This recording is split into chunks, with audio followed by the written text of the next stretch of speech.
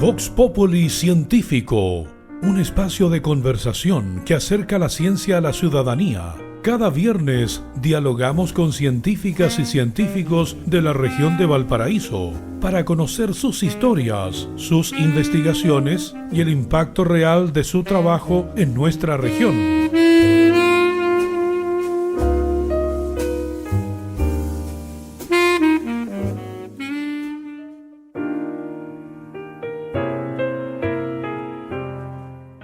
Hola, estimados auditores de Radio UCB 103.5 FM en nuestro programa Vox Populi Científico.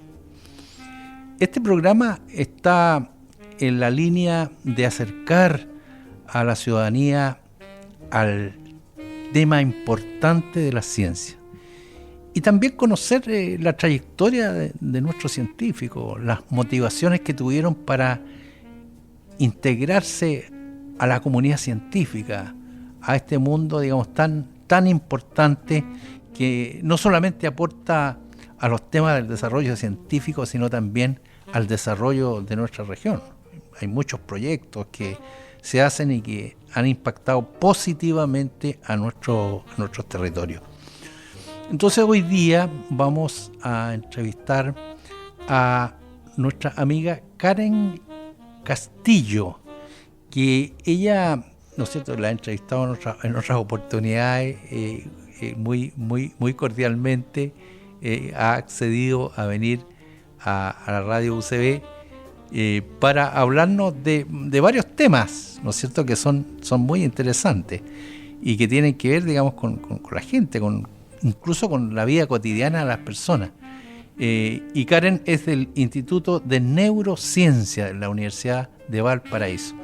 Quiero decir, digamos, que la radio UCB está abierta a los científicos de todas las universidades y de los centros de investigación. Es una cosa bien interesante, digamos, porque no solamente entrevistamos a científicos, a investigadores de la Universidad Católica de Valparaíso, sino que también a otros investigadores. Así que estamos muy abiertos y contentos que se produzca esta cooperación, esta transversalidad en el ámbito muy importante de la ciencia.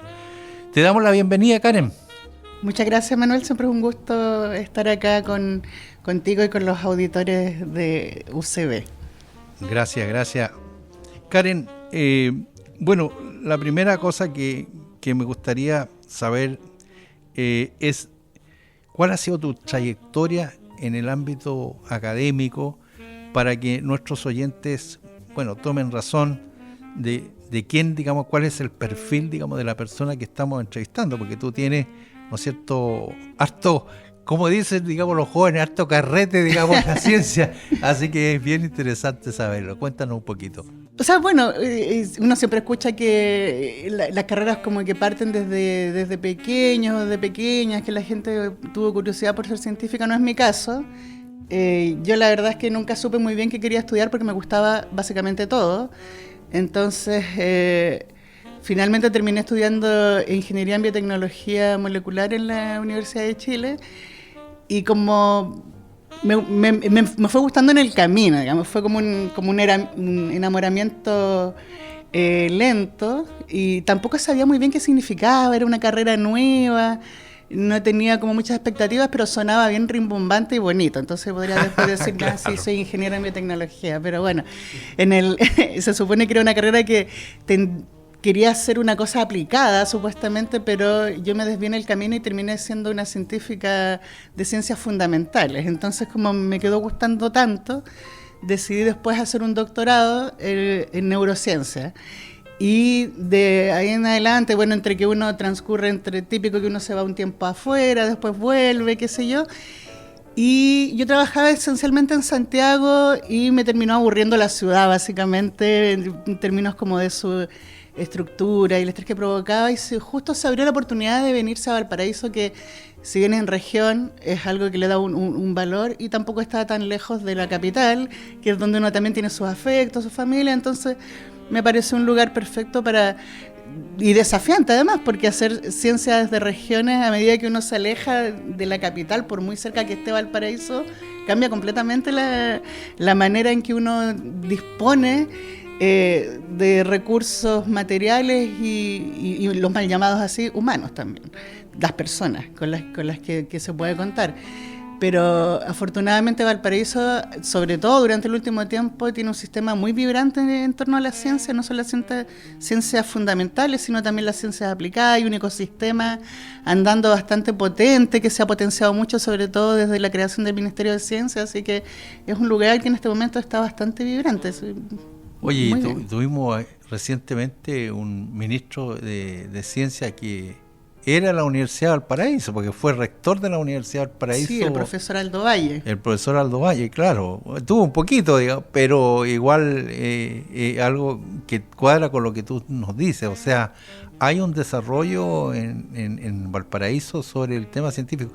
De hecho, entiendo yo que desde el punto de vista de las universidades, tenemos ponderadamente una gran cantidad de universidades aquí en nuestra región y que son prácticamente, no sé, comparado con nuestras regiones, somos, digamos, muy importantes. Y te quería, digamos, también hacer el comentario, Karen, de que sí, lamentablemente hubo un proyecto de establecer el Centro de Neurociencia aquí cerca nuestro, en la plaza, cerca de la plaza de Chaurren, que nunca se llevó a cabo, y eso realmente seguramente mermó las expectativas de que tenían los científicos de un proyecto bonito que ahí se iba a hacer, y donde Ramón Latorre, digamos, ¿no es cierto?, fue uno de los principales actores, ¿no es cierto?, que empujaba este proyecto. Sin embargo, esto no salió, digamos. Entonces también hay puntos a favor y también hay puntos en contra. Sí, claro, las expectativas no siempre terminan cumpliéndose y nunca perdemos la esperanza, digamos. Siempre una de las cosas que Ramón siempre nos dice es que tenemos que soñar en grande y si hay que sentarse en los hombros de gigantes hay que hacerlo, porque es la única manera de realmente progresar hacia una meta que uno creerse el cuento, básicamente. Entonces, aunque ese proyecto en particular en el barrio Puerto se cayó por diversos motivos ya que son atendibles en términos patrimoniales y en términos económicos, nosotros no perdemos la fe, por decirlo de alguna manera, en que si no es ahí puede ser en otro lado, y eventualmente lo podremos lograr. Digamos, nosotros somos un grupo que viene desde una escuela muy antigua, digamos, partiendo, digamos, si hablamos respecto de Ramón y de la escuela la que yo vengo, que es de la biofísica tradicional chilena, que es mundialmente famosa. Entonces, es una fama muy buena que no debemos dejar caer, digamos, hay que mantenerla en alto, porque el desarrollo que acá se hizo permitió que en Chile haya una escuela neurocientífica que es muy importante, y no solo en Valparaíso. Muchas universidades en el país han desarrollado programas de especialización en neurociencia precisamente porque está esta escuela que sentó una semilla a nivel mundial. Claro, oye, yo me acuerdo también de que hay algunos científicos ahí del Instituto de Neurociencias que son muy reconocidos en la Academia Científica Norteamericana. ¿Ah? Estoy hablando de Juan Carlos Sáez, digamos, por ejemplo, ¿no es cierto?, que ha tenido un prestigio bastante importante, y por lo tanto concuerdo mucho contigo en este sentido. Digamos, hay un equipo bien interesante ahí en neurociencia, hay que decirlo. Oye, pero hay muchos que trabajan ahí. ¿Cuántos son los científicos más o menos? Wow, nosotros dentro en el instituto, en el Centro de Neurociencia, somos muchos grupos de científicos que trabajamos de una manera coordinada, porque, bueno, afortunadamente, y para los auditores que puedan desconocer esto, nosotros nos adjudicamos uno de los centros de excelencia más importantes que dentro del último concurso de Institutos Milenios, y dos que se otorgaron, digamos que se adjudicaron, son de regiones, uno es de la Universidad de Concepción y otro que es el Centro Interdisciplinario de Neurociencia de Valparaíso. Ese es el de ahora, el que es se el de ahora. adjudicaron ahora. Sí. Claro, porque antes habrían fracasado, pero por poco, digamos, ¿no es cierto? Estábamos en una figura rarísima, que claro. era esto de aprobado sin financiamiento, claro, que para nosotros fue una bofetada atroz. Claro, pero qué bueno que ahora se haya sacado. Claro, nosotros básicamente lo que hicimos fue reinventarnos, mirar los temas que son relevantes para el país y nos enfocamos en un tema en particular en que estamos descubriendo. Probablemente el que más sabe del tema precisamente es nuestro director, que es Juan Carlos Sáez, como tú mencionabas. Sí, sigue de director, ¿no? Yo no lo sabía. Claro, él es el director del CINB en este momento. Y él venía con un tema que probablemente, por supuesto, muchas personas les pasa que no les creen, ¿ya? Claro, pero resulta que la Boldina. Este tema, Juan Carlos nos terminó convenciendo como grupo de que era un tema importante, que era relevante y que podíamos descubrir cosas que fueran relevantes para la población chilena y que se resume básicamente en una palabra que es la neuroinflamación. Claro. Cuando nuestros sistemas nerviosos se inflaman o vienen inflamados de antes porque, qué sé yo, puede haber habido una madre estresada que le transmitió eso a sus hijos, qué sé yo, puede provocarse una serie de enfermedades, precisamente que tienen prevalencia como enfermedades que tienen que ver con la salud mental, que en Chile es muy prevalente, que no tienen un tratamiento adecuado, pero no es porque no se quiera, sino es porque no se entienden los mecanismos subyacentes al desarrollo de estas enfermedades, que pueden tener que ver con el desarrollo del sistema nervioso, con situaciones particulares que pueden hacer que ciertos tipos de cerebros, si uno lo quiere aislar, digamos, de la persona, sean más susceptibles de desarrollar cierto tipo de enfermedades que tengan que ver con la inflamación. Entonces, y en eso influyen un montón de cosas, desde cómo nos alimentamos hasta el estrés que llevamos en nuestras vidas, si nos ejercitamos o no, y un montón de cosas. Entonces, también los contaminantes a los que nos exponemos, o sea, Chile tiene muchas zonas que son así mal llamadas de sacrificio, ¿verdad? Aquí tenemos ejemplos en la región y alrededor de esas zonas la prevalencia de enfermedades que tienen que ver con el desarrollo del sistema nervioso es muy elevada en Chile. El cáncer también. Y cáncer, por supuesto, tenemos el caso de Antofagasta, que la prevalencia de las enfermedades que tienen que ver con el cáncer es muy alta. Karen, te iba a interrumpir para decirte que también está en el área de ese estudio el tema de los medicamentos, porque, por ejemplo, el ibuprofeno, dicen que tienen efectos colaterales que son bastante nocivos. Entonces me imagino, digamos, que en todo este estudio también habrá alguna idea de buscar algún antiinflamatorio que realmente no tenga esos efectos. Por supuesto, o sea, de hecho, no solo tú pones un caso que es bastante conocido porque, claro, muchas personas que padecen enfermedades que tienen que ver con la inflamación, para la que usan, por ejemplo, el ibuprofeno, es porque si desinflamas disminuye el dolor. O sea, nadie quiere vivir con dolor. Pero el dolor es como una especie de octavo sentido que tenemos que nos dice hay que poner una alerta, ¿verdad? Pero no lo queremos sentir todo el rato, porque puede ser súper invalidante. Entonces, claro, una de las consecuencias que tiene eso de que la gente no quiere vivir con dolor es que se sobremedican, se toman los ibuprofenos como que fueran dulces y eso termina provocando otros efectos colaterales, pero no solamente ocurre con estos que se llaman fármacos no esteroidales, también ocurre con otros, también, que son los de tipo esteroidal, que también desinflaman, pero tienen otros efectos colaterales cuando su consumo es crónico y son súper malos. Entonces, claro, uno quiere decir, uno le quiere pegar el palo al gato y decir, mira, yo quiero un fármaco que sí alivie el dolor de las personas, porque su tratamiento, de hecho en Chile hay estudios que indican que las personas que sufren algún tipo de dolor crónico, aproximadamente el 80% de ellos dice que su tratamiento es malo o regular porque no le alivia los síntomas, ¿ya? O los alivia, pero su calidad de vida sigue siendo mala. Entonces, es una situación, una condición que como no se comprende muy bien sus bases moleculares, por supuesto que los tratamientos tampoco van a ser buenos. Entonces, dentro de eso nosotros también tenemos una línea en el centro donde investigamos como tenemos nuestro proyecto principal y siempre hay proyectos laterales asociados con nuestro grupo de investigadores que tienen que ver precisamente con el reposicionamiento, la búsqueda de moléculas que permitan tratar estos estados inflamatorios que como consecuencia pueden disminuir el dolor, o directamente moléculas que están involucradas en el desarrollo del dolor que se puedan modular para mejorar eventualmente la vida de las personas, que es lo que nos importa.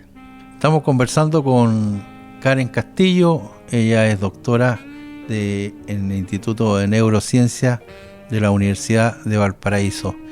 Y una última parte en este bloque, Karen, es que también te he visto yo en el tema de divulgación científica, y eso, digamos, a nosotros nos interesa mucho porque es un tema que creemos que está al debe, y por lo tanto es muy importante para que nuestros auditores escuchen, digamos, cuál es tu posición frente a esto. Para mí siempre ha sido un tema que me inquieta, lo hago por supuesto de manera muy autoformativa. No existía en mi época la manera en que tú decías, mira, vamos a formar personas que se dediquen a la divulgación. Uno lo hace porque a mí me parece que nuestro financiamiento viene finalmente de fondos públicos en general, del Estado, y nos debemos a las personas explicarle. Hay personas que ni siquiera saben que en Chile se hace ciencia o la importancia que puede tener el desarrollo científico en el país. Y esto es muy importante porque va de la mano con el desarrollo incluso de cómo el país puede tener otra matriz, incluso que nos permita económicamente ser sustentables o desarrollarnos. Y las personas tienen el derecho de acceder democráticamente al conocimiento que se genera con los recursos que el mismo Estado pone para que nosotros desarrollemos nuestras investigaciones. Entonces, para mí eso es central. Y si yo le puedo explicar, por ejemplo, a cualquier persona lo que yo hago y que lo entienda, eso para mí es satisfactorio. Si se lo puedo explicar a mi mamá, por ejemplo, y que le surjan preguntas, significa que uno lo está haciendo relativamente bien y a uno lo están entendiendo. Entonces, nosotros permanentemente promovemos eso, se le llama técnicamente como vinculación con el medio. Claro. Y en el centro lo promovemos permanentemente porque para nosotros es tremendamente relevante mantenernos conectados con las personas. Tenemos una serie de actividades que hacemos. Las tertulias porteñas, por ejemplo, donde están abiertas a la comunidad, son muy concurridas, las personas se acercan a nosotros, nos preguntan cosas súper difíciles, porque a veces uno piensa que la gente no tiene preguntas y, wow, de repente nos sorprenden con cosas para las que no tenemos respuesta. Entonces uno dice, chuta, estamos investigando cosas que son súper complicadas, pero cuando viene alguien y nos hace la pregunta que puede ser súper simple, ¿cómo nosotros la abordamos para poder dialogar con la ciudadanía? Claro, oye, mira, bien interesante, sí. Yo sabía de las tertulias y la verdad del esfuerzo en divulgación científica que hace el Instituto de Neurociencia, que no es de ahora. No, tenemos una cultura, claro, en eso. Efectivamente. De hecho, tenemos esta alianza con El Mostrador, que es el medio digital, que quincenalmente se publican columnas en que básicamente se ponen artículos científicos que son difíciles de comprender para un ciudadano que no tiene la formación científica. Entonces son los propios investigadores del centro, estudiantes de doctorado, de magíster, que a través de talleres que se hacen, que se llaman Neuronews, ponen estos en un idioma entendible por la ciudadanía y que son muy apreciados además. Y con eso además hemos creado una serie de libros que se llaman Demente, donde se tratan estos artículos y se ponen al alcance de un lenguaje que está al alcance de la ciudadanía. Y son muy apreciados. A la gente le encanta, nos hacen un montón de comentarios. También están las iniciativas que hace Kate, que probablemente también las has entrevistado, que es con Ciencia al Tiro. Ciencia al Tiro, sí, y otras cosas que ella ha hecho. Sí. Entonces, claro, es parte de la cultura permanente que tiene nuestro centro. No, felicitaciones, realmente muy, muy, muy importante, interesante lo que hacen ustedes. Vamos a la primera pausa y volvemos con Vox Populi Científico.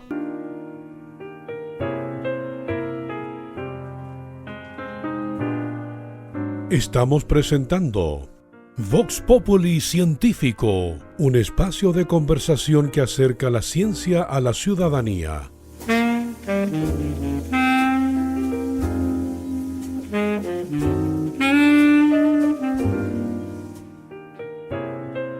volvemos aquí a Voz Populi Científico. Estamos conversando con la doctora Karen Castillo del Instituto de Neurociencia de la Universidad de Valparaíso. Karen, ahora entremos al tema de los proyectos que ustedes están desarrollando. Bueno, hablamos ya del Millennium que se ganaron, que me parece, digamos, muy, muy importante y la felicitamos. Pero tú, digamos, personalmente, ¿tienes algunos proyectos que tú sigues y que tú estás investigando? Cuéntanos un poquito sobre esa parte. Claro, como bien dice el nombre del centro, es un centro interdisciplinario. Entonces nosotros abarcamos desde la molécula hasta la conducta entre los distintos laboratorios y podemos integrar ese conocimiento. Y particularmente lo que nosotros hacemos es investigar una clase de proteínas que son como antenas que tenemos todos los seres vivos y que nos permiten sensar lo que pasa en nuestro entorno. Particularmente nosotros estamos muy interesados en saber cómo detectamos la temperatura, los cambios de la temperatura, y que puede ser el calor, el frío, el calor extremo, el frío extremo. Y estas proteínas que hacen esto están por toda nuestra piel, no solamente en los seres humanos, también están en otros animales que existen, mamíferos principalmente, pero básicamente todas las formas de vida tienen que detectar la temperatura en su entorno para acomodar sus demandas fisiológicas a esa realidad. Y si no lo pueden hacer, muere, ¿ya? Básicamente esa es Claro. la ley de la vida a ese respecto. Entonces, nosotros cuando tenemos frío, por ejemplo, nos abrigamos, pero algo nos tiene que decir que hace frío, y ese frío puede ser incluso mortal, ¿cierto? Si es que nosotros no lo podemos detectar adecuadamente, o el calor. Entonces, cuando uno se está quemando, por ejemplo, uno tiene el reflejo de la retirada de la extremidad, ¿verdad? Porque es un estímulo nocivo. Pero puede ser no nocivo también y provocar otros problemas. Por ejemplo, si estas proteínas o estas antenas están muy sensibilizadas, estímulos que normalmente no provocan dolor, provocan ahora dolor. Por ejemplo, el roce de una sábana. Hay personas que tienen ciertos tipos de neuropatías que hacen que estímulos o que algo que está a temperatura ambiente lo sientan como que les quema.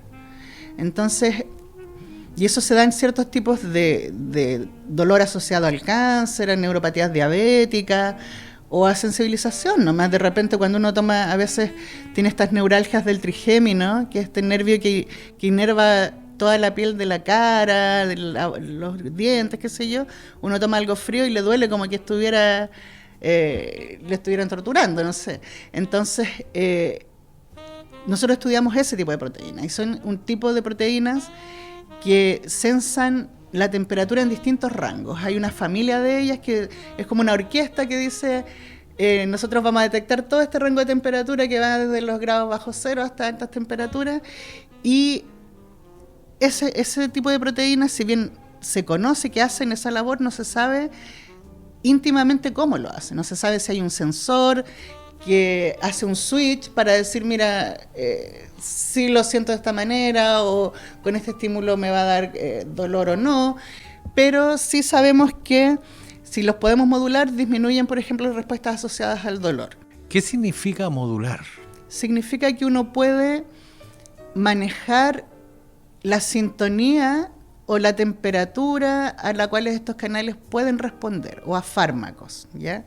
Porque muchos de ellos, por ejemplo, no solamente responden o se activan cuando sensan temperatura, sino otras cosas que hacen sentir, por ejemplo, sensación de frescor. El mentol de la menta tiene efectos sobre la misma antena que detecta el frío que nosotros sentimos, por ejemplo, hoy día que está particularmente nublado y frío acá en Valparaíso. Entonces uno dice, ya, tengo frío, pero resulta que ese frío es un frío normal, uno se abriga, pero ese frío podría ser un frío doloroso, ¿ya? Entonces, si uno de alguna manera puede apagar el switch que dice dolor sin apagar el switch que sensa la temperatura, uno se debería dar por Eso sería un descubrimiento súper relevante. Ya. No lo hemos logrado aún, pero sí podemos modular ciertas cosas para disminuir ese dolor. Por ejemplo, pero probablemente la gente que es muy joven no ha pasado por eso, pero nosotros que ya estamos más viejos, conocemos unas cosas que se llaman los parches. No es para tanto. No, ya, no le pongamos color, ok. Están estos parches que le llaman el parche león, ¿cierto? Sí, oye. Que básicamente es un parche que tiene ají, yo me lo he colocado varias veces. Y son fantásticos, uno se los pone y le da una sensación de calor, y después de ese calor uno no siente nada, se anestesió esa parte. ¿Y por qué se anestesió? Porque esa proteína que sensa el calor y que además sensa, que es el sensor del dolor, se apagó, dejó de funcionar. Entonces, no es que no esté ahí, sigue estando ahí, pero ya no responde. ¿Por qué? Porque este compuesto del ají lo apagó. O sea, lo activó, ¿cierto? Uno sintió calor y después se apagó. Y uno ya dejó de sentir. Entonces, ese es uno de los mecanismos que se ha encontrado cómo funcionan estos canales. Pero uno puede hacer eso a nivel de la piel, o a nivel de una crema tópica o algo así. Pero si uno lo consume, digamos a nivel sistémico, como que uno tuviera un fármaco, una pastilla, no funciona. Y no funciona porque el sistema nervioso lo entiende de una manera distinta, y entonces lo que pasa es que los seres vivos nos dan problemas termorregulatorios. Y si tenemos problemas termorregulatorios, eso significa que puede desarrollar hipotermia, hipertermia, y cualquiera de esas cosas afectan el funcionamiento de todos los órganos. Entonces, es por eso que ninguno de esos fármacos que se han probado y que se parecen al compuesto activo del ají, por ejemplo, que es un caso como muy típico, por eso doy ese ejemplo, claro, han pasado los estudios clínicos para decir, mira, aquí tenemos un fármaco que es súper efectivo para tratar el dolor y no tiene otros problemas colaterales, como lo tiene el ibuprofeno y otras cosas. Ahora hablaste de canales. ¿Son los canales iónicos? Sí, son los canales iónicos, que básicamente son... Claro, explícanos qué significa el canal iónico. Son básicamente túneles, ya lo vamos a poner en términos muy simples, que tienen compuertas. Ya uno, por ejemplo, cuando uno viene para Valparaíso, tiene que pasar el túnel Lo Prado, y nos podemos imaginar que el túnel, antes de que uno lo pueda cruzar, tiene un peaje, ¿cierto? El peaje va a ser la puerta. Y si uno no paga el peaje, no puede pasar. ¿ya? Entonces, esa puerta se tiene que abrir para que ese túnel se abra y el otro lado del túnel sepa que viene algo pasando, que necesita abrirse para que al otro lado no pasen otras cuestiones. Entonces, estos están en nuestra piel, ¿ya? Y esos túneles se abren y se cierran dependiendo de si lo que están sensando. ¿Ya? De cómo están estas antenitas mirando nuestro entorno y acomodando nuestras demandas fisiológicas a lo que ese entorno nos dice. O sea, si hay que transpirar, si hay que abrigarse, si hay que hacer distintas cosas, ¿cierto? Ahora, ¿esto tiene relación con la proteína que tú dices, con la antena? Es una proteína. Es una proteína. Es una proteína. Entonces, esta es una proteína dinámica que abre y cierra un poro, o que sería en este caso la puerta del túnel, en respuesta a esto que está sensando, que en este caso sería la temperatura. Entonces, si es un sensor de frío, por ejemplo, esta compuerta se va a abrir cuando haga frío y se va a cerrar cuando no hace frío. Entonces, si no hace frío, no hace nada, ¿cierto? Pero si siente frío, se va a abrir y eso va a hacer que pasen iones, ¿cierto? Porque ¿qué es lo que entiende nuestro sistema nervioso? Electricidad. ¿Y cómo se provoca la electricidad? A través de iones cargados que pasan, ¿verdad? Entonces el sistema nervioso lo entiende como una actividad eléctrica. Entonces uno va a pasar que es una sensación física, ¿cierto? Que es la temperatura. El cerebro lo tiene que entender en los términos que el cerebro entiende, ¿cierto? Que es provocando una corriente que va a entender y va a decir, diablos, hace frío, me tengo que abrigar, o hace calor, tengo que sacar la mano para no quemarme. Claro. Entonces es un lenguaje que se dice en términos científicos, hay una transducción de la señal. Eso significa que una señal que es de un tipo se transforma en otro tipo. Entonces todas las señales químicas, físicas, que el sistema nervioso entiende, tienen que ser traducidas al sistema, a la manera o al lenguaje que el sistema nervioso comprende que son las señales eléctricas. Entonces, cuando se abren estos túneles o estos poros, eso termina haciendo que fluyan iones, y ese flujo de iones provoca una corriente que el sistema nervioso la va a entender de alguna manera, que en este caso va a tener que ver con el dolor, con la temperatura o con otros estímulos, porque canales hay para todos los gustos y sabores. Claro. Oye, ¿y cuál es el avance que han tenido esto? Porque bueno, el tema del dolor es un tema bien importante para todos nosotros, porque de repente a uno le duele, no sé, pues le duele el estómago y se desespera, dice, oye, ¿qué es lo que tendré? Y va al tiro al médico, vamos haciendo la endoscopía y claro. Oye, todo era hacer. Busca en Google siempre te va a dar cáncer. Claro, entonces, o la inteligencia artificial. Oye, yo uso mucho, digamos, incluso pago, digamos, la IA. Y bueno, y uno le pregunta, oye, mira, tengo un dolor aquí, y te responde, digamos, la inteligencia artificial. Es increíble. Pero en realidad lo que siempre le pregunto a la inteligencia artificial es, oiga, pero ¿cuál es la evidencia científica de lo que usted me está diciendo? Eso digamos, me ha resultado muy interesante, porque está obligado la inteligencia artificial a decirte, no hay evidencia científica. ¿Ah? Entonces, no, al fondo de la cuestión, digamos, Karen, es decir, oye, ¿qué es lo que se ha avanzado en este tema del dolor? Porque en el cáncer, por ejemplo, se habla de todo el tema paliativo, ¿no es cierto? Que, bueno, y hay tratamientos para mitigar un poquito como esos dolores, digamos que... Entonces, toda la investigación de usted realmente es una cosa que... Entonces, el ejemplo que tú das es algo con lo que lamentablemente muchas personas nos ha tocado a través de familiares o que sea de amigos. El cáncer es una enfermedad muy terrible, sobre todo si no tiene un tratamiento adecuado, o de repente lo detectan cuando ya no hay nada que hacer, ¿cierto? Claro. Y si bien como que los opioides, que son estos tratamientos que tú bien decías que son los paliativos, son muy efectivos para el tratamiento del dolor, tienen un problema de que no tienen techo, ¿ya?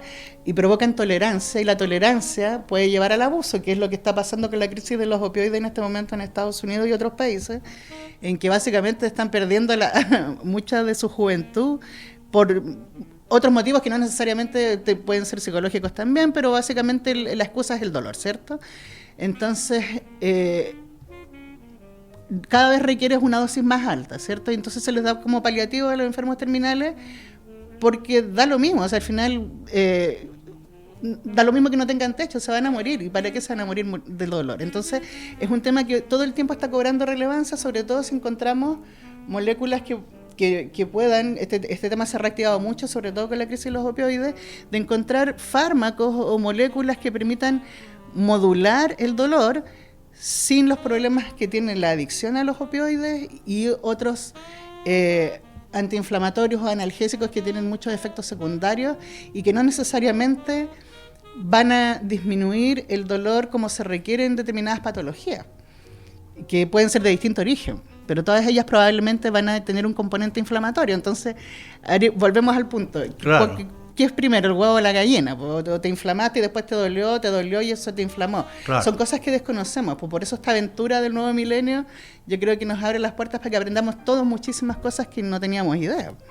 Oye, muy interesante, oye, muy iluminador también. Ojalá que les vaya bien y que se descubra algún hallazgo que realmente pueda verdaderamente atender este tema tremendo que es el dolor. Bueno, estamos llegando al final del programa y quería felicitarte por estas investigaciones que tú haces, Karen, y también invitarte para otros programas que tenemos, porque la divulgación científica, como tú lo has dicho, es una cuestión bien importante para nosotros. Así que nos estamos despidiendo de nuestros auditores de Radio UCB, en el 103.3. Los días viernes estamos siempre de 13 horas a 13:30 horas en la radio. Así que bueno, escúchenos, porque aquí estamos conversando sobre ciencia. Muchas gracias y hasta luego.